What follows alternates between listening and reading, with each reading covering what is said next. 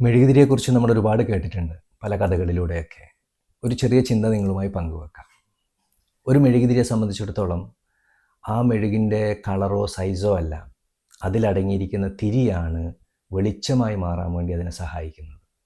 നമ്മുടെ ലൈഫിലൊക്കെ നമുക്ക് ഭൗതികപരമായി ഒരുപാട് സൗകര്യങ്ങളും സാഹചര്യങ്ങളൊക്കെ ഉണ്ടാവും.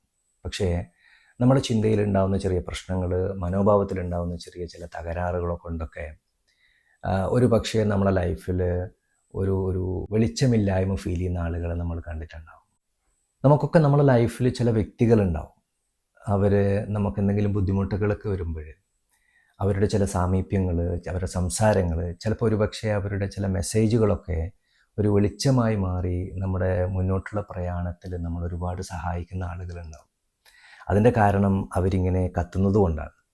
അവർ കത്തുന്നതിലുള്ള വെളിച്ചമാണ് നമുക്ക് കിട്ടുന്നത്. ഇതേപോലെ മറ്റുള്ള ആളുകളുടെ ജീവിതത്തിൽ ഒരു വെളിച്ചമാകണമെങ്കിൽ നമ്മളാകുന്ന തിരിയെ, നമ്മളാകുന്ന ചിന്തയെ, നമ്മളിലുള്ള ചിന്തയെ അത് വേണ്ട രീതിയിൽ ഷാർപ്പൺ ചെയ്യാനും പൊസിഷൻ ചെയ്യാനും നമുക്ക് പറ്റണം.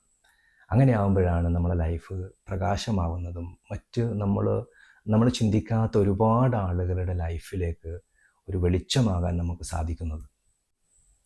If everything around seems dark, then look again, you may be the light എന്ന് പറയുന്നുണ്ട് റൂമി.